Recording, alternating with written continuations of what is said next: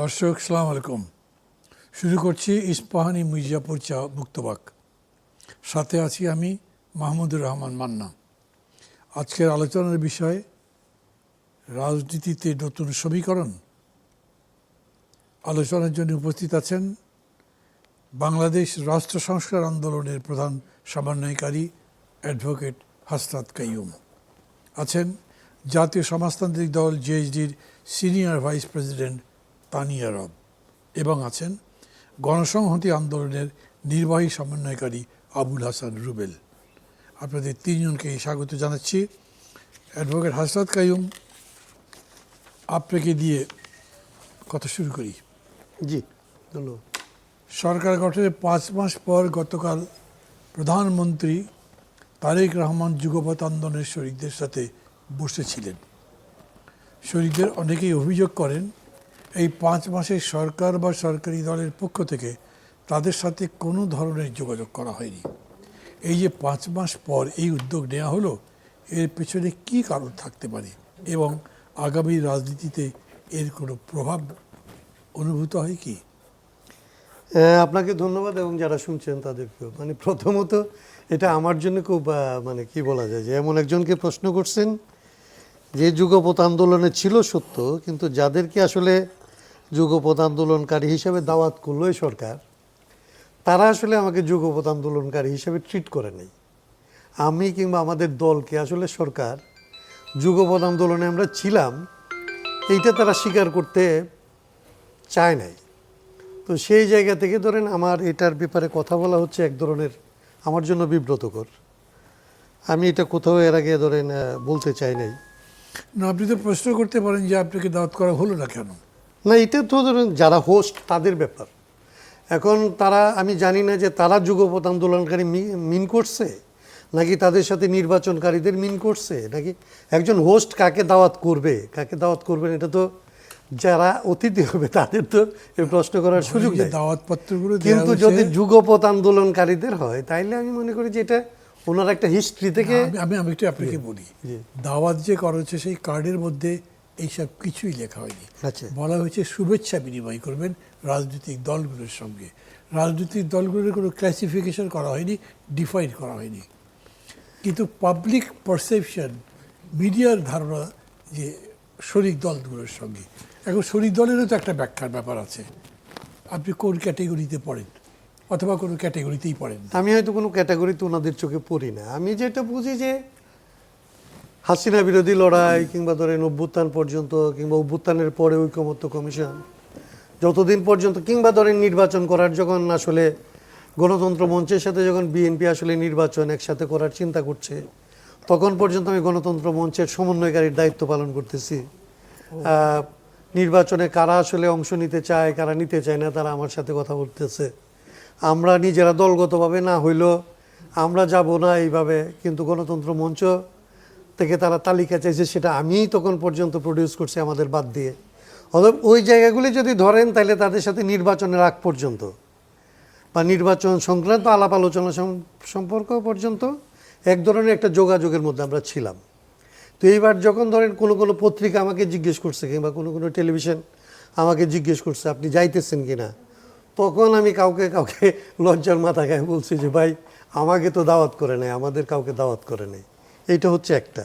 এমনিতে পাবলিকলি আমার এটা কথা বলার কোনো প্রশ্নই ওঠে না। কিন্তু যেটা প্রশ্ন আপনি যেটা বলছিলেন, মূল যেটা আলাপ আমাদের বাইরে, সেটা হচ্ছে আসলে আমি জানি না, কারণ আপনারা ছিলেন, আপনারা আমার চেয়ে ভালো বলতে পারবেন। কিন্তু বাইরের একজন আউটসাইডার হিসেবে আমার কাছে যেটা মনে হয়েছে, এটা রাজনৈতিক সমীকরণের কোনো জায়গা আছে গুরুত্বপূর্ণ, এটা আমার কাছে অতটা মনে হয় না। আমার কাছে মনে হয়েছে যে যারা আসলে একসাথে বিএনপির সাথে নির্বাচন করতে চাইছে, সরকার গঠন করতে চাইছে, তাদেরকে আসলে এই যে 5 মাস তাদেরকে কাউকে সরকার গঠন করার পরে ডাকে নাই, সম্ভবত তাদের দিক থেকে এক ধরনের অনুযোগ অভিযোগ হয়তো ছিল, যেটা আমি পরে পত্রিকার মাধ্যমে তাদের বক্তব্য থেকে যেটা আমি শুনতে পাইছি, সেগুলি থেকে মনে হয়েছে যে তাদের কোনো একটা প্রত্যাশা, তাদের কোনো একটা চাওয়া পাওয়া যেগুলি পূরণ হওয়ার কথা ছিল বিএনপি সরকার হইলে, সেগুলো যেহেতু হয় নাই তাদেরকে আসলে শুনতে চাইছে।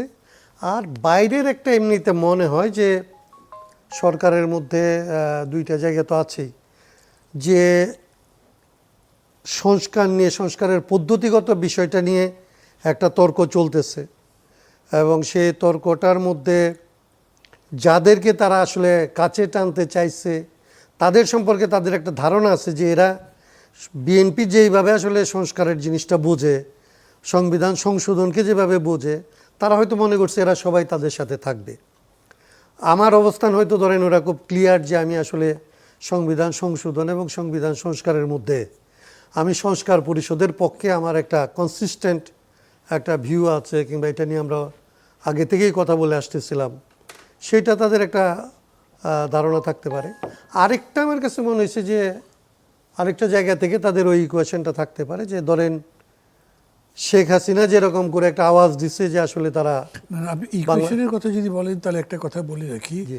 যদিও আমি এখানে হোস্ট, কিন্তু তারপরেও তো আমি দাওয়াতে গেছি, জি কথা বলেছি। আমি বা আমার দল কিন্তু সংবিধান সংশোধনের কথা বলে না, আমরা সংবিধান সংস্কার পরিষদ, তখন তো সবাই আমরা একসাথেই ছিলাম, হ্যাঁ, একই কথা বলেছিলাম।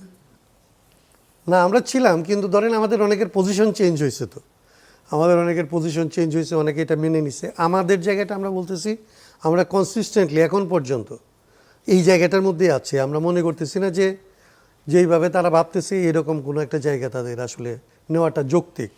আমরা এইটা একটা, আর দুই আমি হচ্ছে যে আসবো আপনার কাছে, কারণ একটু আপনি আচ্ছা। প্রসঙ্গ তুলেছেন না, সেই কারণে বলছি আপনাকে দাওয়াত করে নাই, না, কিন্তু জেএসডিকে তো দাওয়াত করেছে। হ্যাঁ এটা জেএসডি বলতে পারবো, জেএসডি। হ্যাঁ, তো জেএসডিকে একটু জিজ্ঞেস করি, বিশেষ স্থানীয় রব, আপনি বলেন আপনি তো মঞ্চের মানে গণতন্ত্র মঞ্চের শরিক ছিলেন, যুগপৎ আন্দোলনের অংশীদার ছিলেন, প্রধানমন্ত্রী এই নৈশভোজে আপনি আমন্ত্রিত ছিলেন কিন্তু অংশ নেননি, এবং সেটা আগেই জানিয়েছেন। একটা চিঠি দিয়েছেন আপনারা অবশ্য, সেটা আমি একবার পড়েছি, কিন্তু সমস্ত দর্শক শ্রোতারা জানে না কী কারণে অংশ নিলেন না, ব্যাখ্যা করবেন। আগে প্রথমেই বলি, আপনিও জানেন আমিও জানি, এই চিঠিতে যে ভাষাটি ছিল সেটি সৌজন্য সাক্ষাৎ ছিল। সৌজন্য সাক্ষাতের বিষয়টি আমাদের দল সেভাবে চিন্তা করেনি, এই জন্য যে নির্বাচনের সময় থেকে যে একটা বিচ্ছেদ বিএনপির তরফ থেকে হয়েছে বলা যায়, সেটিকে আমরা মাথায় রেখেছি প্রথমত। দ্বিতীয়ত আমরা মনে করেছি এই যে চতুর্দিকে পানি হচ্ছে, বন্যা হচ্ছে, এই সময় সৌজন্য সাক্ষাৎ এবং নৈশভোজ খুবই অশোভনীয়। এবং তার সাথে আরেকটি শেষ কথা হলো যে এই সৌজন্য সাক্ষাতে যদি আমাদের এমন হতো যে আমরা যুগপৎ আন্দোলনে যে বিষয়গুলো নিয়ে আমরা মাঠে ছিলাম, স্বৈরাচারকে হটাবার জন্য আমরা দিনের পর দিন কোনো বিষয় উল্লেখ করা হয়নি, বা কোনো রাজনৈতিক আলোচনা হবে বা হবে না, তাহলে এই সাক্ষাৎটিকে আমরা গুরুত্বপূর্ণ মনে করিনি। এটা শরিক দলের বিষয়টা আপনি বলেছেন, যেভাবে তারা ডেকেছে, সকলে কি শরিক দল ছিল? সকলে কি আন্দোলনে ছিল? আমরা মাঠে ছিলাম, তো মাঠে আমাদের কোনো রকমভাবে অনুপস্থিত কেউ বলতে পারেনি। তো সব কিছু মিলিয়ে আমাদের কাছে মনে হয়েছে যে সৌজন্য সাক্ষাৎ ঠিক আছে, আমরা এটাতে যাব না। তবে আমরা এটা জানিয়েছি যে যদি কোনো এজেন্ডা থাকে রাষ্ট্র গঠনে, সংবিধান, জুলাই সনদ এবং স্বৈরাচার হটিয়ে যে নতুন ব্যবস্থাপনার আশা আকাঙ্ক্ষা ছিল, জনগণের যে দাবি প্রত্যাশা ছিল, সেই সব বিষয়ে যদি একেবারে করে আলোচনা করতে চান সরকার, নিশ্চয়ই আমরা সেখানে অংশগ্রহণ করব, সরকারকে আমরা পরামর্শ দেওয়ার চেষ্টা করব। আমাদের তরফ থেকে এটা আমরা জানিয়েছি, এবং এই জন্যই আমরা এই দাওয়াতটিতে অংশগ্রহণ করিনি। সেটা তো আছে, থ্যাংক ইউ। কিন্তু এমনি যে প্রশ্নটা আমি জনাব হাসনাত কাইমকে করেছিলাম, মানে এর মধ্যে কোনো ফিউচার ডাইরেকশন দেখেন? ফিউচার ডাইরেকশন দেখি না, একটা দৃষ্টিভঙ্গি যারা এদিকে যেতে চাচ্ছে, ফিউচার ডাইরেকশন দেখি না, কারণ এখানে প্রধানমন্ত্রী কথা বলেছেন, বাকিরা বলেছেন, কোথাও কোনো ডাইরেকশনের কিছু পাওয়া যায়নি। আপনি নিজে ছিলেন সেখানে। আচ্ছা, আমি আপনাদের মানে জ্ঞাতার্থে আর একটা কথা বলে রাখি, এটার উপর আপনাদেরকে জবাব দিতে হবে, এখন তারা কিন্তু পরে দিতে পারবেন, দেবেন, সেটাই আমি চাইব। সেটা হচ্ছে 4 তারিখে বিএনপি একটা সেমিনার করবে সংস্কারের উপরে, এবং সেইখানে তারা চাইছে, এখন শরিক দল বলেন, যুগপৎ আন্দোলনে যারা ছিল তাদের কথা বলেন, তাদের সবাইকে সেইখানে যাওয়ার জন্য বলা হবে। বলা হচ্ছে হয়তো আস্তে আস্তে। তার মানে এটা যে এখানেই শেষ হচ্ছে তা কিন্তু না, কন্টিনিউ করতে চাইছেন। না, এবং- সেটা সেই আলোকে তো আমরা বলেই রেখেছি যে এই বিষয়গুলো বিষয়ভিত্তিক নিয়ে আলোচনা হলে অবশ্যই আমরা সেখানে মানে সরকারি বলে সেমিনার যদি হয়, দাওয়াত যদি করে, তাহলে সেখানে যেতে সেখানে পারেন আপনারা? অংশগ্রহণ করব, যেহেতু সেখানে একদম বলাই থাকবে যে এই বিষয় নিয়ে আলোচনা হবে। সেটা তো হতে পারে মতামত ভিন্ন হতে পারে, কাছাকাছি হতে পারে, অথবা পরামর্শমূলক হতে পারে, আমরা সেটাতে অংশগ্রহণ করব। জি, থ্যাংক ইউ। আবুল হাসান রুবেল, দুইজনের কথা তো শুনলেন, হ্যাঁ আর প্রধানমন্ত্রীর বক্তব্য শুনেছেন, আপনি তো ছিলেন ওখানে, হ্যাঁ ছিলাম। বিভিন্ন রাজনৈতিক দলের নেতাদের কথা শুনেছেন, সব মিলে কিভাবে ব্যাখ্যা করবেন টোটাল ইভেন্টটাকে? ধন্যবাদ। একটা জিনিস হচ্ছে যে 5 মাস পার হলো, 5 মাসের পরে একটা দাওয়াত। আমরা মোটামুটিভাবে যুগপৎ আন্দোলনের অনেকেই ছিলেন। আমরা তো দেখলামই যে রাষ্ট্র সংস্কার আন্দোলন এবং জেএসডি তারা ছিলেন না, বাকি অনেকেই ছিলেন, আবার তার বাইরেও কেউ কেউ ছিলেন। তো ওইখানে আমরা একটা জায়গা হলো, অনেকের সঙ্গে দেখা হলো নতুন করে, আবার অনেক দিন পরে দেখা হওয়ার একটা জায়গা তো সবসময় থাকে, যে অনেক দিন পরে দেখা হলে ভাল লাগে, মানুষের সঙ্গে কথাবার্তা বলা, এটা তো একটা শুভেচ্ছা বিনিময়ের এটা একটা পার্ট, যে আসলে লোকজনের সাথে অনেক দিন পর দেখা হয়, তারপরে কথাবার্তা বলা ভালো লাগে। অন্য আরেকটা দিক হচ্ছে যে সরকার মানে একটা, আমার কাছে মনে হয়েছে যে সরকার একটা পর্ব আসলে পার করতে চেয়েছে বা কিছু একটা করতে চেয়েছে, যেটা আসলে হয়তো তার এর আগে হয়তো তারা প্রস্তুত ছিল না, বা কোনোভাবে প্রস্তুতি নিতে অসুবিধা হয়েছিল, বা নানা ধরনের সংকটের ভেতর দিয়ে, যেহেতু বিভিন্ন ক্ষেত্রেই আসলে বাংলাদেশ এমন একটা ধ্বংসস্তূপের ভেতরেও আসলে ছিল, সেখান থেকে কিছু জিনিস আসলে গুছিয়ে নিতেও একটা সময় লাগে, সেটার জন্য সময় নিতে পারে। মানে আমার কাছে মনে হয়েছে, এটা যদিও ওইখানে আপনারা কেউ বলেননি যারা বক্তব্য রেখেছেন, কিন্তু এখানে যেটা আমি আসলে প্রত্যাশা করেছিলাম যে আসলে আরেকটু পলিটিক্যাল ডাইরেকশনের দিক থেকে আরও একটু মানে খোলামেলা কোনো আলাপ আলোচনা হওয়া, যেটা আসলে খুব বেশি হয়েছে এরকম বলা যাবে না। প্রধানমন্ত্রীর বক্তব্যে একটা ছিল যে প্রধানমন্ত্রী মানে বাকি সকলের কথা শুনবেন, এইটার একটা প্রতিশ্রুতি দিয়েছেন যে সকলের কথা শুনবেন এবং সকলকে নিয়ে আসলে চলার যে আশা সেটা তিনি ব্যক্ত করেছেন। আবার অন্য একটা জিনিস হচ্ছে যে ধরেন এখানে একটা গুরুত্বপূর্ণ জায়গা হচ্ছে যে অন্যরা কি বলছে, মানে অন্যরা মানে যারা দাওয়াতে গিয়েছেন তারা কি বলছেন। তারা রাজনৈতিকভাবে আসলে এমন কোনো নতুন কিছু বলেন নাই, যেটা আসলে মানে এই সময়ে আন্দোলন বা এই সময়ের মানে যে পরিস্থিতি, বাংলাদেশের যে পরিস্থিতি, তাকে আসলে খুব বেশি এগিয়ে নিয়ে যাওয়ার প্রশ্নে খুব বেশি নতুন ডিরেকশনের কথা আসলে কোথাও আসে নাই। আপনি একটা বক্তব্য দিয়েছেন, সেইখানে বক্তব্যের ভেতরে এটা আপনি স্মরণ করিয়ে দিয়েছেন যে আসলে আমরা যদি একসাথে না থাকি বা একসাথে না চলার জন্য প্রস্তুত থাকি, তাহলে আসলে নানা ধরনের বিপদের মুখে আমরা পড়তে পারি। যেই জায়গাটা সবসময় আসলে রাজনীতিতে এটা তো সত্য যে রাজনীতিতে আপনি যতদূর সম্ভব মিত্র বাড়াবেন এবং যতদূর সম্ভব শত্রু কমাবেন।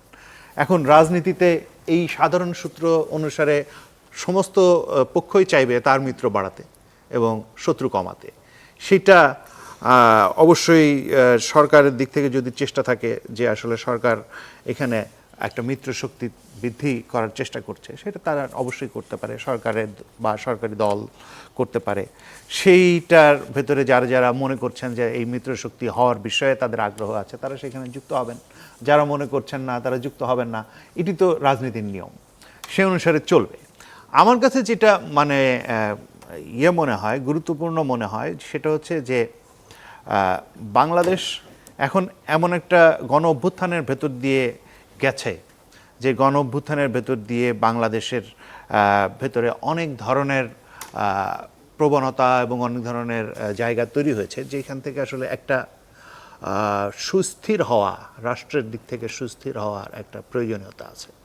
জনগণের ভেতর থেকেও, রাষ্ট্রের ভেতর থেকেও এইটাকে যদি আমরা বলি যে এক ধরনের স্থিতিশীলতা নিয়ে আসা এবং একটা অর্থনৈতিকভাবে পুনরুদ্ধারের প্রক্রিয়া চালু করা, জুলাই সনদকে বাস্তবায়ন করা, এই সমস্ত জায়গাতে আসলে একটা সাধারণ ঐকমত্য আসলে প্রতিষ্ঠা করা দরকার। আমরা যেটা মানে আপনি যেই কথাটা তুলেছেন, সেটা তো আমরা ওই কথাটাই বলছি যে জুলাই সনদ বাস্তবায়নের জন্য আমরা এটা গণসংহতি আন্দোলন থেকেও বলেছি যে আমরা আগে থেকেই এটা বলেছি যে ন্যূনতম জাতীয় ঐক্যমত্যের ভিত্তিতে এই যে ঐক্যমত কমিশনের যে জায়গাটা ছিল সেইখান থেকেই তো আসলে সংস্কারের জায়গাটাকে এগিয়ে নিয়ে যেতে হবে এবং সেই জায়গাটার জন্য আলাপ আলোচনা কথাবার্তা পরস্পরের সঙ্গে মত বিনিময় এগুলো খুবই জরুরি। এইটা আমরা সম্ভবত এমনকি ওই আদেশ হওয়ার পরে গণতন্ত্র মঞ্চ থেকে যে বিবৃতি দিয়েছিলাম সেটাও বলেছিলাম, তখনও বলেছিলাম যে আমরা এই আদেশের পরেও এটা মনে করি যে এটা আলাপ আলোচনাটা চালিয়ে যাওয়া দরকার আছে, কারণ রাজনৈতিক ঐক্যমত্য ছাড়া আসলে সংস্কার বাস্তবায়িত হতে পারবে না এবং এক ধরনের বিভক্তি তৈরি হবে। আমরা দেখছি যে আসলে এই আলাপ আলোচনা করে ঐক্যমত্য না হওয়ার ফলে আজকে এই বিভক্তিটা তৈরি হয়েছে এবং আমরা সবসময় আহ্বান করি এটা যে এখানে একটা সংস্কারের জায়গা থেকেই ব্যাপারটাকে দেখা দরকার, কারণ হচ্ছে যে এখানে অনেক মৌলিক প্রশ্নে সংস্কারের প্রসঙ্গ আছে এবং সেটা আমরা অনেকভাবে ব্যাখ্যা করেছি আগে, এখনও ওই কথাটাই বলবো যে সংস্কারের দিক থেকেই এটা হওয়া উচিত এবং এটাকে একটা সংশোধনী আকারে না দেখে যদি এইখানে আলাপ যারা কমিটি গঠন করেছেন তার সাথে এখানে পার্লামেন্টের অন্যান্য বিরোধী দল যারা আসলে এটাতে যুক্ত হননি তারাও যুক্ত হয়ে যদি আসলে এটাকে একটা সংস্কারের কমিটি আকারে বা সংস্কারের কমিশন আকারে যেভাবেই হোক এটা কাজ করে যদি এটাকে সংস্কার আকারে বাস্তবায়ন করতে পারেন তাহলে এটা বাংলাদেশের ভবিষ্যৎ গণতান্ত্রিক বিকাশের জন্য এটা একটা গুরুত্বপূর্ণ অর্জন হবে। Thank you advocate Hasnat Qayyum. আবার আপনার কাছে আসি। জুলাই মাস চলছে, 2 বছর আগের কথা সবাই আমাদের মনে আছে। মানুষ জীবন দিয়ে হলেও গণতন্ত্র, মানবাধিকার, আইনের শাসন প্রতিষ্ঠা করতে চেয়েছিল। ওই আকাঙ্ক্ষা থেকে বুলেটের সামনে বুক চিতিয়ে দিয়েছে। সেই প্রত্যাশা, সেই আকাঙ্ক্ষার এখন কি অবস্থা, কতদূর বাস্তবায়িত হয়েছে?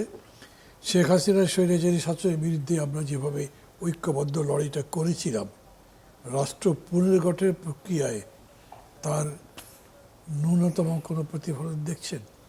টোটালটাতে বলবেন।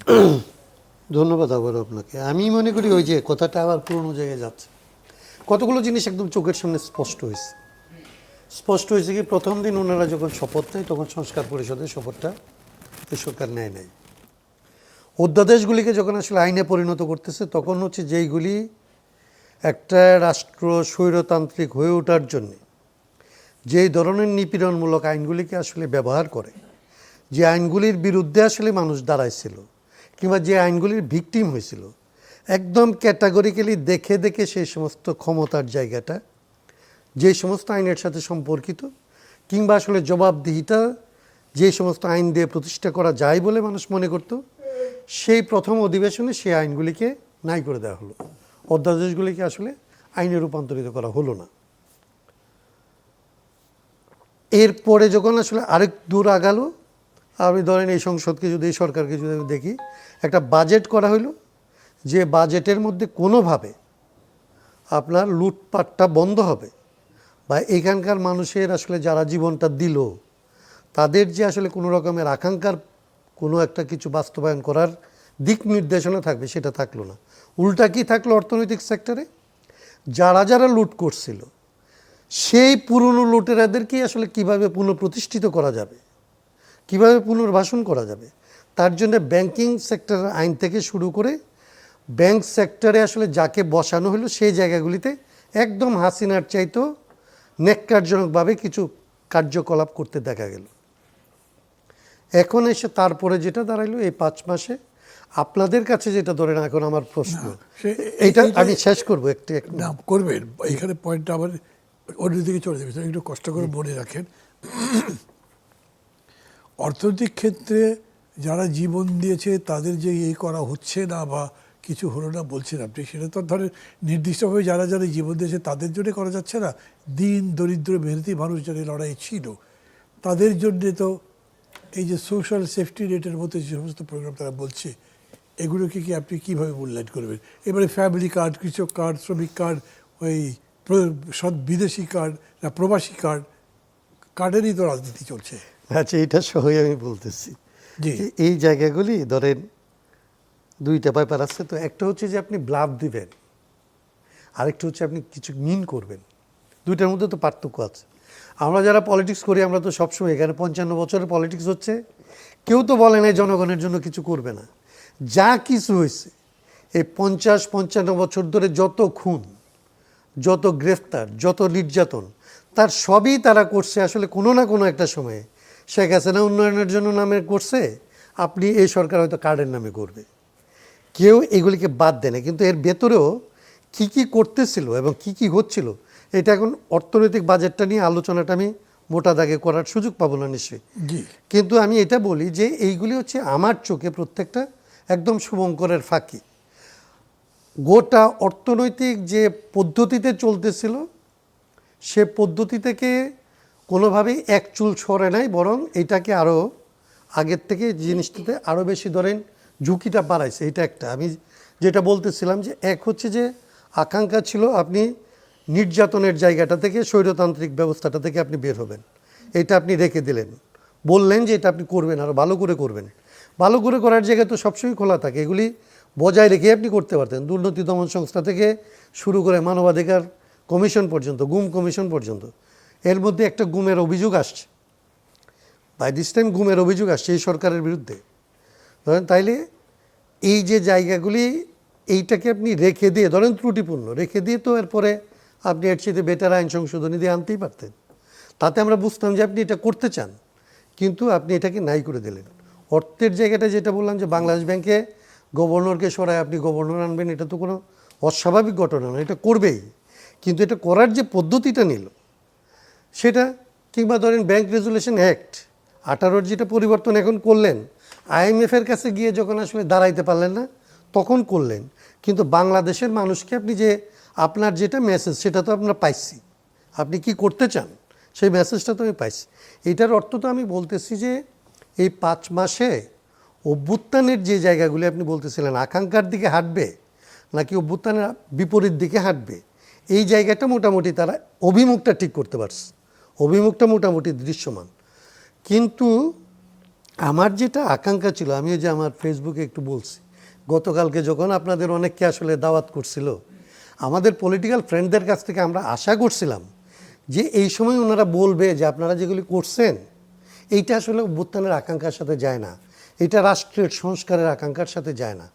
রাষ্ট্রের সংস্কারের আকাঙ্ক্ষার পথে আপনারা থাকবেন বা এটা বাস্তবায়ন করবেন, এটা অন্তত দেখতে চাই। সেটা না হয়ে কেউ বলছে এই সরকারের সাথে থাকতে চায়, জি। কেউ বলছে তাদেরকে যে আসলে বঞ্চিত করা হয়েছে। তার মানে জনগণকে বঞ্চনা করলে কোনো সমস্যা নাই, সংস্কার না করলে কোনো সমস্যা নাই, আমি যেন এখানে তার অংশীদারিত্ব পাই, এইটা যদি হয় ধরেন এখানকার সৌজন্য সাক্ষাতের মানে আকাঙ্ক্ষা, এবং এটা যদি ধরেন বাস্তবায়ন করার দিকেও যায়, বাংলাদেশের তাতে লাভ কিছু হবে না। Thank you. একটা বিরতিতে যাব দর্শক, বিরতিতে যাচ্ছি, থাকবেন আমাদের সঙ্গে, কিছুক্ষণের মধ্যে ফিরে আসবো। ফিরে এলাম ইস্পাহানি মির্জাপুর চা মুক্তবাকে। মিসেস তানিয়া রব আপনার কাছে আসছি। প্রশ্নটা একই করব আমি, মানে 5 মাসে 24-এর আকাঙ্ক্ষা কতখানি পূরণ হলো আপনি মনে করেন? 5 মাস পর দেশের রাজনীতি এবং অতীতের রাজনৈতিক প্রতিশ্রুতি কিভাবে মূল্যায়ন করবেন? প্রথমত 5 মাস যথেষ্ট সময় নয়, এটা একটা মনে হয়। আর দ্বিতীয়ত যদি প্রতিশ্রুতির জায়গায় যদি আমরা আসি, তাহলে কিন্তু আসলেই আমাদেরকে প্রতিশ্রুতিগুলি মনে করা দরকার প্রতিনিয়ত। প্রতিশ্রুতি অনেক কিছু ছিল, জনগণ 5 মাসের সরকারকে দেখা, তার মধ্যে অভ্যুত্থান, 24-এর অভ্যুত্থান, স্বৈরাচারের পতন, দেশে নানান ধরনের পরিস্থিতি, বিশেষ পরিস্থিতি এবং পরিস্থিতির অবনতি, অনেক কিছু হয়েছে। কিন্তু তার মধ্য দিয়ে রাজনৈতিক দলগুলো যে প্রতিশ্রুতি দিয়েছিল জনগণকে, সেখানে আমি মনে করি যে এখনই উদ্যোগী হওয়া প্রয়োজন। আমরা জাতীয় সংসদে সেটা দেখছি না, এবং রাজনৈতিকভাবে আমরা কিন্তু বাইরেও সেটা দেখছি না। যেখানে আমাদের রাষ্ট্র সংস্কারের নেতা কাইয়ুম ভাই বললেন যে সংস্কারের অনেকগুলো বিষয় নিয়ে আমরা যেভাবে চাচ্ছিলাম, তারা প্রথম দিনই শপথ নেয়নি, সেটা যেমন একটি বিষয়। আরেকটি যে রয়েছে, যে কমিশন হয়েছিল, বিশেষ করে আমি একটি উল্লেখই করব এটা, যে প্রতিশ্রুতির কথায় আসে এই বিষয়টি, গুম কমিশনকে বিলুপ্তি করে দেওয়ার মধ্য দিয়ে আমরা কি নতুন বার্তা দিচ্ছি? গুমের ব্যাপারটি এই আন্দোলনের সাথে একটি বড় ধরনের ব্যাপার ছিল, একটি বড় অধ্যায় ছিল গুমটি। আমি মায়ের ডাক এবং গুমের সাথে অনেকগুলো প্রোগ্রামে আমরা একসাথে গিয়েছি, এখানে সংযোজন বিয়োজন হতে পারতো, কিন্তু এভাবে বাদ করে দেওয়ার মধ্য দিয়ে অনেকগুলো অধ্যাদেশ তারা মানে সংখ্যাগরিষ্ঠ তার বলে বাদ দিয়ে দেওয়া হলো। তাতে করে যেটা হলো, আবার যে কথাটি বলা হয় এটা মোটেও তো শোভনীয় নয় বড় দলের জন্য। সেটা কি, যে আমরা নির্বাচনকে অনুষ্ঠিত করার জন্য আমরা অনেক কিছু মেনে নিয়েছি। তাহলে জনগণের সাথে যখন আজকের প্রধানমন্ত্রী গণভোটকে হা ভোটের পক্ষে জনগণকে আহ্বান জানান, তখন সেই দলেরই যখন স্বরাষ্ট্রমন্ত্রীর দায়িত্বে যে আছেন উনি যখন বলেন যে আমরা নির্বাচনকে ত্বরান্বিত করার জন্য, তা অনুষ্ঠিত করার জন্য আমরা এগুলো মেনে নিয়েছি, তাহলে প্রতিশ্রুতির জায়গা তো থাকে না আর। এবং কথায় একটি দলের মধ্যে 2-3 ধরনের কথা হচ্ছে। গুরুত্বপূর্ণ নেতৃত্বরা বারবার বলছেন জুলাই সনদ অক্ষরে অক্ষরে প্রতিপালিত হবে। আজকে তাদের কোনো উদ্যোগই দেখা যাচ্ছে না। তারা কি এই বিষয়ে কোন মানে একেবারেই অবহেলা করবে অথবা এটি কি এড়িয়ে যাবে, কি চাচ্ছেন? আমরা যারা একসাথে কাজ করেছিলাম আমরা কিন্তু পরিবর্তন চেয়েছি, আমরা কিন্তু নতুন বাংলাদেশ, রূপান্তরের বাংলাদেশ চেয়েছি, যেখানে যেখানে যে আইন কানুনগুলো এখনও আমাদেরকে নানানভাবে নির্যাতিত এবং নিষ্পেষিত করে, সেই আইনগুলো নতুন হবে না, হতে পারে না। এত বড় অভ্যুত্থান, এত বড় আন্দোলনের পরেও যদি আমরা কোনো কিছুতে পরিবর্তন না আনি, তাহলে সাধারণ মানুষের জন্য যে প্রতিশ্রুতি দেওয়া হয়েছিল দফার মধ্য দিয়ে, বিভিন্ন দফার মধ্য দিয়ে, সেগুলো যদি কিভাবে পালিত হবে? সেগুলি তো পালিত হবে না। এটি একটু মনে হয়, একটু কষ্ট মনে হয় এটা। আবার আমি নিজেই বলেছি যে 5 মাস যথেষ্ট সময় যায়নি। এখনই উদ্যোগী হয়ে যদি এই বিষয়ে একেবারেই অধ্যায় নিয়ে নিয়ে আলোচনা করে করে জিনিসগুলোকে হাত দেওয়া হয়, সংসদের বাহিরে রাজনৈতিক মিত্র শত্রু সকলকে আহ্বান করে, তাহলে নিশ্চয়ই এটি একটি পথ দেখতে পাবে। যে জুলাই আন্দোলনকে আমরা যদি নিছক একটি আন্দোলন, ইদানিং অনেকে বলছে, কিন্তু যখন ছাত্রদের সাথে সাধারণ জনগণ এলো, শিক্ষকরা এলো, অভিভাবকরা এলো, সেটা তো একটা বড় ধরনের একটা আন্দোলনের রূপ নিল। সেই আন্দোলনের পরে আমরা কিন্তু এইভাবে আন্দোলনটাকে নিয়ে ছোট করে ফেলা, আন্দোলন থেকে পাশ কাটিয়ে যাওয়া, এটা করে কিন্তু আমরা রাজনৈতিক দলেরা নিজেরাও পার পাবো এমন মনেই হয় না। কেন জানি আমি বুঝি না যে পথটা এত পিচ্ছিল। স্বৈরাচার যে সরকারটা 17 বছর টিকে ছিল, 2 মাসের আন্দোলনকে তারা ফেস করতে পারেনি।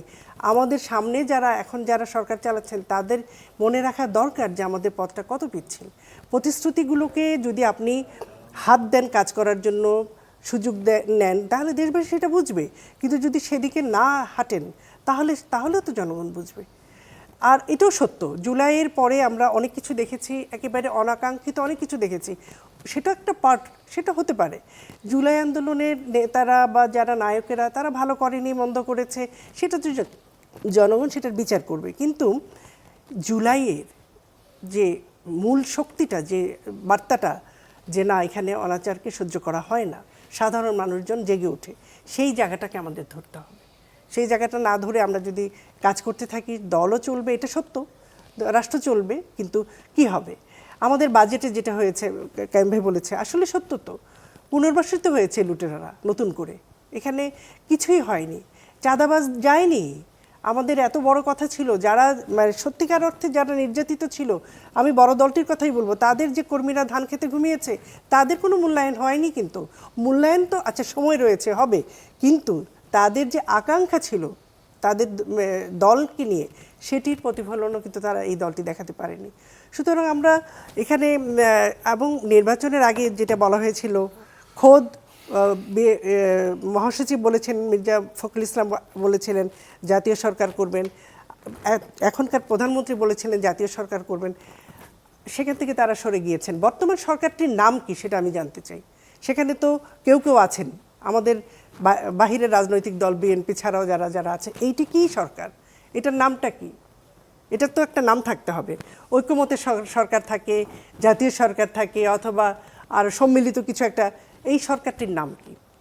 সব মিলিয়ে আমরা মনে করি এই বিষয়গুলো সুরাহা হওয়া দরকার। এই জন্য যে দেশবাসী আজকে 56 বছর মুক্তিযুদ্ধের পরে আমাদের স্বাধীন দেশ, আমরা কিন্তু জনবান্ধব এবং তৃণমূল পর্যন্ত নাগরিককে সেবা দেওয়া, সুবিধা দেওয়ার কিছুই আমরা এখন পর্যন্ত অর্জন করতে পারিনি। আপনি একটা ভূমি অফিসে যান, যা ছিল স্বৈরাচারী, আমরা যদি বলে থাকি তাদেরকে যে সরকারটিকে পতন করা হয়েছে, তাদের আমলে যা ছিল এখনও তাই হচ্ছে। হয়তো চেহারা বদলেছে, কোথাও কোথাও চেহারাও বদলায়নি, একই চর্চা হচ্ছে। তাহলে জনগণ, সাধারণ মানুষ, মধ্যবিত্ত, আরেকটা ফ্যামিলি কার্ড বা ওই যেসব কৃষক কার্ডের কথা বলা হয়েছে, এটা দিয়ে কিছু মানুষকে হয়তো সন্তুষ্ট করা যাবে। কিন্তু মান্না ভাই জানেন, এমন একটা মধ্যবর্তী শ্রেণী আছে যারা কিন্তু এই আন্দোলনে শরিক ছিল শতভাগ, যারা কিন্তু হাত পাততে পারে না, যারা ফ্যামিলি কার্ডের জন্য যাবে না।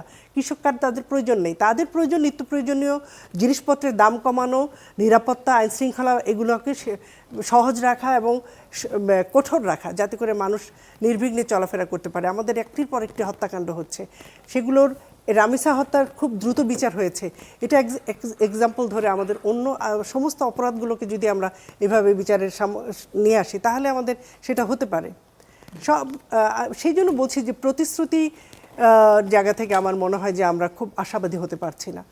যদি সরকার এখনো সুযোগ নেয়, উদ্যোগ নেয়, তাহলে হয়তো আশাবাদী হওয়া যাবে। জি, থ্যাংক ইউ। আবুল হাসান রুবেল, আপনার দল তো সরকারে আছে। স্বরাষ্ট্রমন্ত্রী কয়েকদিন আগে গণভোট অধ্যাদেশকে অবৈধ বলেছেন। আপনারা গণভোট এবং সংবিধান সংস্কার পরিষদের পক্ষে ছিলেন, কিন্তু গণভোটের রায় অনুযায়ী সংবিধান সংস্কার পরিষদ গঠন হলো না। জুলাই সনদ বাস্তবায়ন নিয়েও ধোঁয়াশা আছে, কি বলবেন? এখন আপনাদের দলের অবস্থান কি? আর যে কথাটা ভাবি বললেন যে এই সরকারকে কি নামে আখ্যায়িত করা যাবে? ধন্যবাদ। আর এই সরকারকে কোনো নামে আখ্যায়িত করার দায়িত্ব আপাতত আমি নিতে চাচ্ছি না, কারণ আমি সরকারের কেউ না। আমি গণসংহতি আন্দোলনের নির্বাহী সমন্বয়কারী হিসেবে দায়িত্ব পালন করছি। গণসংহতি আন্দোলনের একজন সদস্য সরকারে আছেন, সেইটাও আসলে হ্যাঁ পার্টি অ্যাপ্রুভ করেছে, হ্যাঁ পার্টি আছে, এবং সেটা আমরা আসলে সরকারকে তো আমরা মানে কি নাম হবে সেটা ঠিক করার দায়িত্ব নিশ্চয়ই আমাদের না, সেটুকু আমি বললাম শুধু একটা। আচ্ছা, আরেকটু হচ্ছে যে মানে ধরেন আপনি কিভাবে দেখছেন পুরো বিষয়টা, সেটার উপরেও অনেক কিছু নির্ভর করে যে আসলে আপনার দেখার চোখটা কীরকম, মানে সেটার উপরে কি আপনি দেখছেন আর কি দেখছেন না, সেটা অনেকখানি ইয়ে করে। ধরেন বাজেট নিয়ে যেই আলোচনাটা হলো, ধরেন বাজেটে শেখ হাসিনার চাইতেও খারাপ হয়েছে, কিংবা মানে শেখ হাসিনার মতো বিভিন্ন অফিসে আছে, যে সমস্ত ইয়েগুলো বলা হলো, আমি এটার সঙ্গে মানে ভিন্ন মত পোষণ করি। এবং শেখ হাসিনা যেটা খারাপ হয়েছে এটা এই আলোচনা হ্যাঁ বলেছেন না এটা বলছি আমি যে গভর্নমেন্ট বাংলাদেশ, আমার কথাটা আমি বলি। হ্যাঁ, তো এইটা বাংলাদেশে আসলে এক অর্থে লুণ্ঠন পাচারের ব্যবস্থাটা প্রায় বন্ধ হয়েছে। এখানে যে আইনটা প্রস্তাব করা হয়েছিল সেটাও বাতিল করা হয়েছে। এবং মানে একটা ধরেন বিরোধী দল, সরকারি দল, এই যে সংসদে যে আলোচনাটা হয়েছে সেইখানে যে ধরনের আসলে সংশোধনীর প্রস্তাব এসেছিল, যেমন খেলাফি ঋণের বিষয়ে এবং ইয়ের বিষয়ে, সরকার সেগুলো সংশোধন করেছে। ফলে একদিক থেকে আমরা বলবো যে এটা হচ্ছে একটা গণতান্ত্রিক চরিত্রের লক্ষণ, যে আপনি যখন এটা সমালোচনা হবে, মানুষের পাবলিক অপিনিয়নকে আপনি গুরুত্ব দেবেন। পাবলিক অপিনিয়নকে গুরুত্ব দেওয়াটার ভেতরে আমি কোনো অন্যায় দেখি না, 1 নম্বর। 2 নম্বর হচ্ছে যে এখানে অনেকগুলো জিনিসের আসলে পরিবর্তন শুরু হয়েছে। সব কিছু তো মানে এই 5 মাসে হওয়া সম্ভব না, এটা আমরা সবাই বুঝি। যেমন ধরেন মানে মানুষ এবং প্রকৃতি কেন্দ্রিক উন্নয়নের যে চিন্তাটা এবার বাজেটের ভেতরে এসছে, সেটা আসলে পূর্ববর্তী বাজেটের চাইতে এর উন্নয়ন ভাবনাটা সম্পূর্ণই আলাদা। আগে মূলত আসলে বড় বড় মেগা প্রজেক্ট কেন্দ্রিক মানে জায়গাটা ছিল, সেই জায়গা থেকে এখানে সাধারণ মানুষের জন্য যে বিভিন্ন ধরনের সহায়তামূলক প্রকল্প, সেগুলোতে জোর দেওয়া হচ্ছে। ধরেন জ্বালানির ক্ষেত্রে, সৌরবিদ্যুতের ক্ষেত্রে একটা গুরুত্বপূর্ণ ভাবে জোর দেওয়া হচ্ছে। এখানে অন্যান্য অনেকগুলো ক্ষেত্রেও কিছু কিছু পরিবর্তন হয়েছে। যেমন ইতিমধ্যেই ধরেন ভিআইপি প্রথাটা বাংলাদেশে প্রায় মানে নাই করে দেওয়া হয়েছে। এখন মন্ত্রীরাও কোনো প্রোটোকল পান না শহরের ভেতরে, এবং এগুলো বাংলাদেশে একটা মানে সংস্কৃতিতে, ধরেন এটা তো নাগরিকের অধিকারের জায়গা থেকে আমরা তো আগে এটা অনেকবার বলেছি, যেভাবে আসলে বাংলাদেশের সমস্ত মানুষকে দাঁড়িয়ে থাকতে হতো মানে, এবং ভিআইপি, সিআইপি, টিআইপির এগুলোর কোনো শেষ ছিল না, সেটার একটা অবসান ঘটেছে। তারপরে ধরেন রাজনৈতিক সংস্কৃতির দিক থেকেও একটা পরিবর্তন হয়েছে। ধরেন সংসদে সরকারি দল, বিরোধী দল আলোচনা করছে, বিভিন্ন জায়গায় বরাদ্দ প্রশ্ন, অমুক প্রশ্ন, এই সমস্ত বিভিন্ন প্রশ্নে দেখা গেছে যে রাজনৈতিক সংস্কৃতির দিক থেকে একটা অন্তর্ভুক্তিকরণের একটা চেষ্টা আছে। তারপরে বলেন যদি এগুলো আবার গুম কমিশন কিংবা অন্যান্য বিষয় এগুলো না আগেও বলেছি যে সরকার এই সমস্ত বিষয়ে মানে একটা হচ্ছে যে সরকারের তো স্বাধীনতা আছে কোনটা তারা গ্রহণ করবে না করবে, কিন্তু যেইটা আমরা প্রথম থেকে বলেছি মানবাধিকার কমিশন কিংবা গুম কমিশন এগুলোকে যদি আপনারা কোনো না কোনোভাবে শক্তিশালীভাবে তৈরি করে এটাকে আরও শক্ত না করতে পারেন তাহলে আসলে এটা বাতিল করার কোনো অর্থ নাই। সরকার ইতিমধ্যে কিছু বোধহয় প্রস্তাব করেছে, এই সমস্ত বিষয়ে নতুন অনেকগুলো জিনিস যুক্ত করারও প্রস্তাব করেছে, যেমন মানে এই ক্ষেত্রে ওই যে গুম কমিশনের ক্ষেত্রে অনেকগুলো নতুন প্রস্তাব এনেছে, সেইগুলো আছে। ধরেন গুম কমিশন একজন যখন মানে আপনি যদি গুম হয়ে যান সেক্ষেত্রে আপনার সম্পত্তির অধিকারের প্রশ্ন কিভাবে আসলে পরবর্তী প্রজন্ম পাবে সেগুলো বিষয়ে বেশ কিছু পরিবর্তন এনেছে। গুমের ডেফিনেশনটাই যে বদলে দেওয়া হয়েছে, যদি সিকিউরিটির প্রশ্ন থাকে তাহলে সেটা গুম না, এইটা আমার কাছে মনে হয়েছে আপত্তিকর। আমি এটা প্রথমে বলেছি, আগেও বলেছি আর কি, মানে এবং এটা আপত্তিকর এবং এই সিকিউরিটির কোশ্চেন দিয়ে কাউকে গুম করে রাখা যাবে এটা মোটেই ইয়ে না। তার মানে তো একদম হচ্ছে আপনি ডেফিনেশনটাই যখন বদলে দিলেন তখন তো কিছু থাকে না। না, এইটা তখন এটা আর অপরাধ থাকছে না তো। মানে এইটা চেঞ্জ হবে বলে আমি জানি, আমি যতটুকু জানি আর কি, তাতে এটা চেঞ্জ হবে আর কি, এটা চেঞ্জ হওয়ার কথা, ফলে এই জিনিসটা থাকবে না আর কি। ফলে এই সমস্ত জায়গাতে যদি মানে যেটা আমরা বলেছি সেটা হচ্ছে দুদক, মানবাধিকার কমিশন সব ব্যাপারে তো কতগুলো মৌলিক প্রশ্ন আসছে। হ্যাঁ, এই মানে ধরেন দুদক নিয়ে খুব বেশি কিছু হয়নি আসলে, দুদক তো নাই প্র্যাকটিক্যাল এখন, মানে দুদক তো প্র্যাকটিক্যালি নাই এখন। না মানে মানবাধিকার কমিশন হয়েছে, দুদকও কাজ করছে, আছে তো, এগুলো নাই মানে দুদক কাজ করছে মানে এতজন সদস্য মানে রিজাইন করবার পরে কি কাজ হচ্ছে এখানে? ইতিমধ্যে অনেকগুলো অনুসন্ধান শুরু করেছে যে, এবং অনেকগুলো জায়গায় তারা মানে পুরনো যে সমস্ত জায়গাতে বিপুল পরিমাণে লুণ্ঠন হয়েছে সেই সমস্ত উদ্ধার করার জন্য অলরেডি কাজ শুরু করেছে বলে আমি মানে তো এগুলো ইতিমধ্যে কি দেখেছি। এরকম যে আপনারা বিশেষভাবে খবর পেয়েছেন আমরা জানি না? না, এটা প্রত্যেকটাই আছে। আমি একটা বলি যে এই সরকারের একটা বড় দুর্বলতা হচ্ছে আসলে তারা যা কাজ করছে সেটা প্রচার ঠিক মতো করতে পারে না। এটা আমরা আমার বাইরে দিক থেকে আমার কাছে public মনে হয়। দেখছে যে বেশি কথা বলছে। না, আমি তো দেখি যে বরং আসলে কি করছে, কেন করছে, এটার প্রচার তাদের ঠিক মতো নাই।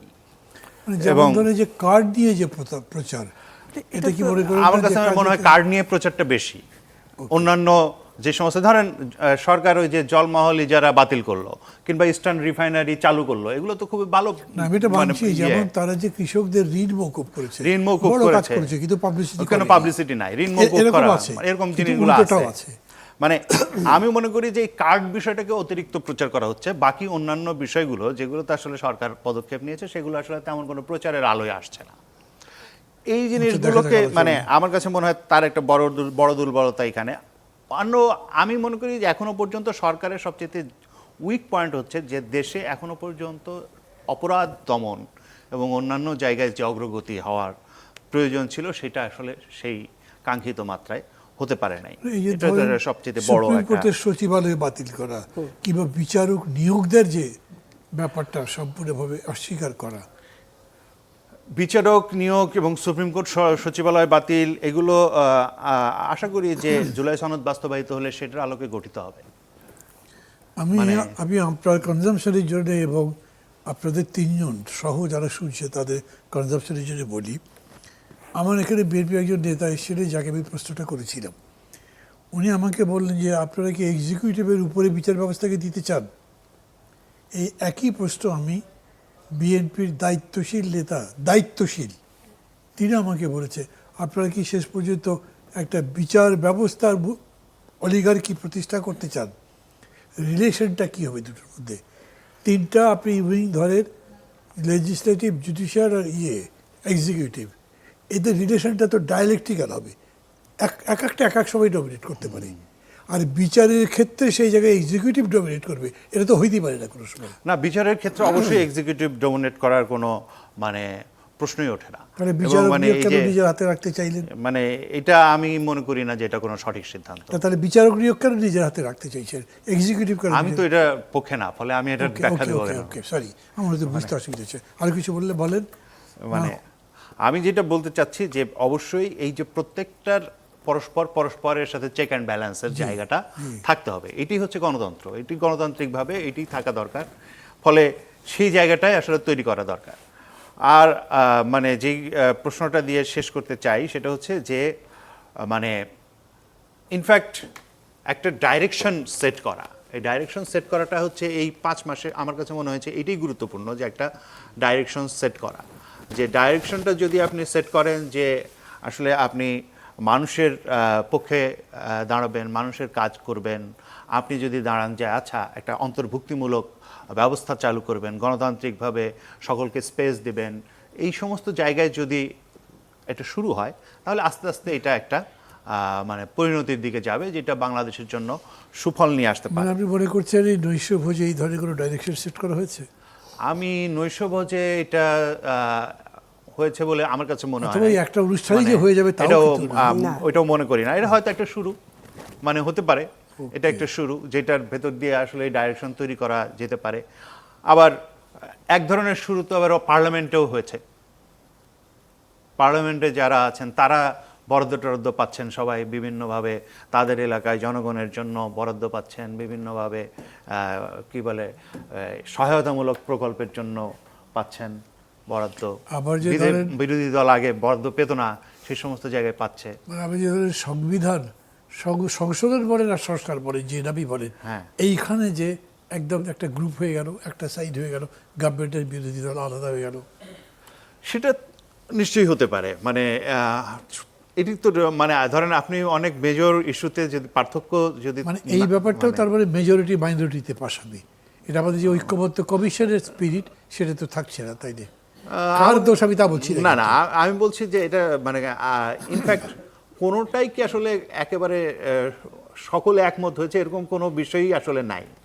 যদি বলি আমি মানে ধরেন কোনো না কোনো দল কোনো না কোনো বিষয়ে, ঐকমত্য কমিশনেও যদি বলি যে কোনো না কোনো বিষয়ে আসলে ভিন্নমত করেছে, মানে একেবারে সবাই ঐক্যমত্য হয়েছে এরকম কোনো বিষয় আসলে নাই। মানে এমনকি ওই যে মৌলিক অধিকার বৃদ্ধির যে প্রশ্ন, সেখানেও দেখবেন যে কারো না কারো ভিন্নমত আছে।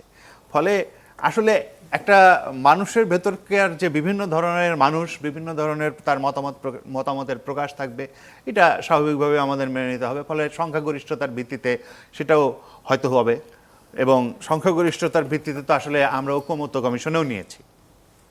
ওকে, অ্যাডভোকেট হাসনাত কাইয়ুম, মানে এটা আমার লাস্ট স্পেল, কিন্তু আমি আপনাকে বলি লাস্ট স্পেলের মধ্যে আমার হাতে সম্ভবত 7-8 মিনিট থাকবে হিসাবে, একটু 2 মিনিট বা তার মধ্যে শেষ করার চেষ্টা করবেন।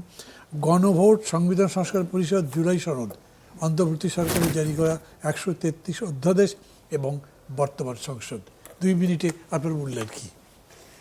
1 মিনিটে বলি আগে একটা জিনিস, যে আমি ধরেন শেখ হাসিনার আমলের সাথে যেটা তুলনা করছি, এটা আসলে বাজেট না, এটা হচ্ছে যে বাংলাদেশ ব্যাংকের যে গভর্নর, তাকে যে অপসারণের পদ্ধতি, এটার কথা আমি বলছিলাম। জি, এটা একটা।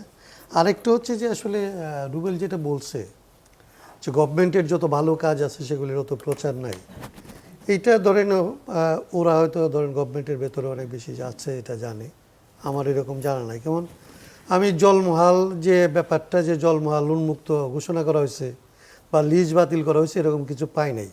যেটা পাইছি, যেটা বিএনপির লোকজন দাবি করে যে এইটা তারা সিদ্ধান্তে আসছে, কিন্তু আমরা এখনো পর্যন্ত তাদের যে আইন, এটার আসলে রিফর্মের জন্য প্রপোজাল রেডি করে, আর কাউন্টার প্রপোজাল আমরা এখনও ধরেন প্রসেসের মধ্যে আছে।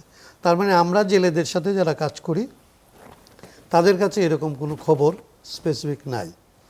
আর যেটা আপনি এখন যে জায়গাটার মধ্যে আসতে চাইলেন, এখানে আমি যেটা বলতে চাই যে কতগুলো জিনিস হচ্ছে যে ধরেন আপনি যেটা বললাম যে অভিমুখের প্রশ্ন, অভিমুখটা মানে আমি তর্ক করতে পারবো বৈধ অবৈধ, সংখ্যাগরিষ্ঠ সংখ্যালঘিষ্ঠ, কোনটা টিকবে কোনটা টিকবে না, এগুলি তো ঠিক করাই যায়, এই তর্ক চলবে। কিন্তু একটা অভ্যুত্থানের পরের যে নির্বাচন এবং এই নির্বাচনের পরের যে সরকার, এই সরকার মিনিমাম আসলে কি করবে তার তো কয়েকটা ইন্ডিকেটর থাকে। তার মধ্যে যেটা বললাম যে আসলে অধ্যাদেশগুলি ছিল হচ্ছে প্রায় সবার দ্বারা স্বীকৃত, যে অধ্যাদেশ যেগুলিতে সংবিধানের সংশোধন লাগবে না, এগুলি তারা করুক, এবং এগুলি তারা করছিল। এগুলির অধিকতর বেটারমেন্টের জন্য কিছু করতে পারবে না? আমি এটা মনে করি না। সেইটার তো মানে অভিমুখ যদি এরকম হইতো, তাহলে তো দেখা যাইতো যে আপনি যেটা বললেন যে বিচার বিভাগ থেকে আপনার যেখানে একটা সচিবালয় কাজ করতেছে এবং মামলা পেন্ডিং, সেখান থেকে আপনি এটা টান দিয়ে নিয়ে আসছেন। তার মানে আপনার যে অভিমুখ সেটা আসলে এখন পর্যন্ত ওই আপনি ডেমোক্রেসির পথে হাঁটবেন এটা না। আপনি বলবেন ডেমোক্রেসি, কিন্তু কার্যত আপনি করতে চাইবেন আপনার রুল করার জন্য যদ্দূর ডেমোক্রেসি আপনি মনে করেন যে এই মুহূর্তে দরকার, তো সেইটা করতেই পারে, সব সরকারই এটাই করবে, এটা স্বাভাবিক। কিন্তু এত বড় অভ্যুত্থানের পরে এটা স্বাভাবিক বলে আমার কাছে মনে হয় না। আমরা যারা ধরেন এই লড়াইয়ের মধ্যে ছিলাম, আমাদের প্রত্যেকের তো এক একটা চাওয়ার এক একটা মাত্রা আছে। আমাদের চাওয়াটা যেমন এর চাইতে বেশি। আমাদের চাওয়াটা ছিল বাংলাদেশ গণতন্ত্রের পথে হাঁটতে থাকবে। সে আজকেই গণতন্ত্র করে ফেলবে এরকম না, তো সে হাঁটা শুরু করবে গণতন্ত্রের পথে, সে উল্টা পথে হাঁটা শুরু করবে। এইটা আসলে 5 মাসের মধ্যে এইটুকু দেখতে চাইনি, এইটুকু আমার বক্তব্য। Thank you. বিশেষ তানিরাম, 5 মাস তো একলা চলনীতি ছিল সরকার, এখন এই উদ্যোগ, এটা কি শুধুই একটা নৈশভোজ, শুভেচ্ছা বিনিময়, নাকি ভবিষ্যৎ রাজনীতিতে নতুন কোনো সমীকরণ? আপনি নৈশভোজ থেকে আজকে আর বের হবেন না। না, এটাই আমার এজেন্ডা। তো আচ্ছা, যেমন এজেন্ডা ছিল না বলেই আমরা যাইনি, হ্যাঁ, যে আমরা তো রাজনৈতিক মানে সেটা আলোচনা করবেন না রাজনৈতিক এরকম আছে? না, আলোচনা অবশ্যই হবে। আমি ওইটা এমনি বললাম। নৈশভোজে এই বিষয়ে তো আলোচনা হয়নি, আমি যতটুকু শুনেছি দূরে, আপনি তো ছিলেনই। কিন্তু আমি যেটা বলতে চাই, আপনি যে প্রশ্নটা করলেন এখানে গণভোটটাকে নিয়ে আমি একটু কথা বলতে চাই। গণভোট কখন হয় একটি দেশে? গণভোটের প্রয়োজনীয়তা কখন দেখা দেয়? এই 24-এর অভ্যুত্থানের পরে যে দেশে পরিস্থিতিটা তৈরি হলো, এটা কি একটি স্বাভাবিক পরিস্থিতি? এটি একটি বিশেষ পরিস্থিতি। ওই পরিস্থিতিতে মনে হয়েছে যে আমাদের যে নিয়মে সংসদ চলছে, যে নিয়মে আমাদের সচিবালয় চলছে, আমাদের বিচারালয় চলছে, সব নিয়মগুলোতে আমাদের হাত দেওয়া দরকার, সংস্কার দরকার। ঠিক সেই জায়গায় যে সংসদ এনাফ নয় বলেই তো আমাকে জনগণের কাছে যেতে হয়েছে। জনগণ যখন ভোট দিল, জনগণকে গণভোট প্রত্যেকটি দেশে আপনি আগেই বলেছেন যে কেন হয়, তাহলে ওই গণভোট হওয়ার পরে গণভোটকে পাশ কাটানো হচ্ছে, উপেক্ষা করা হচ্ছে এবং বলা হচ্ছে যে এটিকে আমরা তখন একটু মানে জাস্ট নির্বাচন করার জন্য আমরা বলেছি। এই যে কথার কথা দিয়ে গণভোটের মতো একটি গুরুত্বপূর্ণ বিষয়কে এখানে এত গুরুত্বহীন করার একটা চেষ্টা, যাতে করে এই দেশ জাতি কিন্তু জনগণের ভূমিকাটা একেবারে গৌণ হয়ে যাচ্ছে। তো একদম এখানে কোনো রকমভাবে জনগণ এখানে অংশীদারি হচ্ছে না। সেই জায়গাটা কিন্তু আমার মনে হয় যে বর্তমান সরকার যারা সংসদে আছেন, রাষ্ট্র চালাচ্ছেন, তাদের এই বিষয়টি নিয়ে পরিষ্কার করা দরকার। তাহলে তারা তখন আহ্বান করেছিল তো গণভোটে সকলকে হায়ের পক্ষে ভোট দেওয়ার জন্য। আমাদের বর্তমান প্রধানমন্ত্রী বলেছেন। আমি মনে করি সময় যা গিয়েছে, যতটুকু একলা চলেছেন যা করেছেন, কিন্তু তারপরেও তারা সংখ্যাগরিষ্ঠ আছেন, তারা অনেক কিছু করতে পারেন চাইলে। এদেশে ভালো কিছু একটা যদি প্রবেশদ্বার যদি তাদের দ্বারা উন্মোচিত হয়, নয় কেন? আমরা তো এখানে গণতান্ত্রিক ব্যবস্থাপনাই চাচ্ছি। নির্বাচন এবং তার মধ্য দিয়ে যে দল সংখ্যাগরিষ্ঠতা পাবে তারা সরকার গঠন করবে। তারা চাইলে বিরোধী দল এবং সংসদের বাইরে যারা আছে তাদের মতামত নিতে পারলে ভালো, আর যদি নেওয়ার ইচ্ছা প্রকাশ করে সেটা আরও ভালো। কিন্তু যদি নাও নেন, তারা তো এনাফ রয়েছেন, সেটাতে এই সংসদেই করতে পারেন। আর যেটা কাইম ভাই বলছে, সংবিধান তারা কিছু অধ্যায় করেছেন যেটাতে সংখ্যাগরিষ্ঠতার বলে, কিন্তু গণভোটের বিষয়গুলো আমাদের তো পরিষ্কার, আপনারা আমার সকলেরই মনে আছে। আমরা ওখানে চেয়েছিলাম গণভোটে যেটা ছিল সেটা তত্ত্বাবধায়ক, তারপরে নির্বাচন কমিশন এবং সরকারি কর্ম কমিশনের এই জায়গাগুলো সরকার এবং বিরোধী দল মিলে হবে, এই উচ্চকক্ষ হবে ব্যালেন্সের জন্য, তারপরে রাষ্ট্রপতি প্রধানমন্ত্রীর ক্ষমতার ভারসাম্য হবে। এগুলি কি আমাদের এই দেশ ও জাতির জন্য প্রয়োজনীয় না? এগুলির কি দরকার নাই নাকি? আমরা তাহলে তো আগের ব্যবস্থাপনাই ঠিক ছিল। তাহলে 24-এর অভ্যুত্থানের পরে আমরা একটি ইন্টিরিয়াম সরকারকে আবার কেন এতগুলো কমিশন করতে হলো, কেন আমরা এই বিষয়ে গেলাম? তাহলে এতগুলো মানুষের প্রচেষ্টা কি ব্যর্থ হলো না? Thank you. অর্থহীন হলো। আবুল হাসান রুবেল, জুলাই সনদ নিয়ে দুটো মানে একটা major difference between the position and the opposition হলো উচ্চকক্ষ গঠন। এখন যেরকম করে উচ্চকক্ষ গঠন করবার দিকে যাচ্ছে সরকারি দল, আপনার মত কি? আপনি 1 মিনিট বলতে পারবেন। আচ্ছা, ধন্যবাদ। প্রথমত বলি যে জুলাই সনদ নিয়ে যে মানে উচ্চকক্ষ গঠন আসলে একটা মেজর ডিভিশনের কারণ? মানে এমনকি এখনো পর্যন্ত এটা সংস্কার না সংশোধন, এই তর্কেরও গোড়া আসলে নিহিত আছে উচ্চকক্ষ কিভাবে হবে সেটার ভেতর দিয়ে। উচ্চকক্ষ ভোটের অনুপাতে হবে না আসন সংখ্যার অনুপাতে হবে? দুই দলের পার্থক্য, মানে বিরোধী দল এবং সরকার দলের পার্থক্য হচ্ছে এই জায়গায়। এখানে আমরা তো বলেছিলাম আসলে যে উচ্চকক্ষটা যদি একইভাবেই হয় তাহলে উচ্চকক্ষের ভেতরে দিয়ে যে লক্ষ্য অর্জন করতে চাচ্ছে সেই লক্ষ্যটা অর্জন করা আসলে থ্যাংক ইউ সম্ভব না। এটাই বলতে জানতে চেয়েছিলাম। আপনাদের তিনজনকেই ধন্যবাদ জানাচ্ছি। দর্শক, অনুষ্ঠান শেষ করব। এরকম হয়ে যায় যে কথা বলতে বলতে কথাগুলো এত ইম্পর্টেন্ট হয়ে যায় যে আমার হাতের কোনো সময় থাকে না। আর আমার অবশ্য কোনো কথা বলবারও নয়, তারপরে একটা কথা বলার লোভ সামলাতে পারছি না। ভোজ সভাটার মধ্যে খাওয়া খুব ভালো হয়েছে, কোনো রিচ ফুড না। ওখানে কথা হচ্ছিল যে ওই ফুডে যে কি পার প্লেট 150 টাকা লেগেছে, এবং এটা এক ধরনের মিতব্যয়িতা। যদি তাই হয় তাহলে খুব ভালো। তার মধ্যে ভেজিটেবলটা খুব ভালো হয়েছিল, খেতে খুব ভালো লেগেছে। ইট ওয়াজ রিয়েলি ওয়ান্ডারফুল। চমৎকার একটা অনুষ্ঠান হয়েছে, কিন্তু তার মধ্যে কোনো ডিরেকশন কি সেট হয়েছে? এইটা একটা খুবই বড় ফিলোসফিক্যাল প্রশ্ন। আমি আপনাদের একটা কথা বলি, সরকারকে প্রথম বুঝতে হবে সরকার কি সুপ্রিম ওভার আদার ইনস্টিটিউশনস, অথবা এমন জায়গা আছে যেখানে সরকারকেও নতি স্বীকার করতে হয়। আমাদের এখানে ছিল না, এই ভারত উপমহাদেশে ছিল, কাজীরা ছিলেন, তারা বাদশাহ আবদারকে তার সব তলব করতে পারতেন এবং বিচারের রায় ঘোষণা করতে পারতেন, সাজাও দিতে পারতেন। এই যে পাকিস্তানে কিছুদিন আগে সুপ্রিম কোর্ট একটা গভর্নমেন্টই বাতিল করে দিল। কে সুপ্রিম? সুপ্রিম কোর্ট নাকি এক্সিকিউটিভ? আমরা বলি যে এক্সিকিউটিভ রাষ্ট্র পরিচালনা তো নিশ্চয়ই সুপ্রিম, কিন্তু রাষ্ট্রের আইন কানুন বিধিবিধান নীতিনৈতিকতার প্রশ্নে সবসময় তারা সুপ্রিম নয়। সেখানে সুপ্রিম কোর্ট, আইন বিচার বিভাগ, এগুলোর স্বাধীনতা আছে। এটা যত তাড়াতাড়ি আমরা সবাই মিলে, বিশেষ করে সরকার বুঝতে পারবো, তত আমাদের কল্যাণ। তারপরে হয়তো একটা ডিরেকশন সেট করা সম্ভব হবে। কথা আজকে আর বাড়াবার সময় নেই। ভালো থাকবে সবাই। খোদা হাফেজ।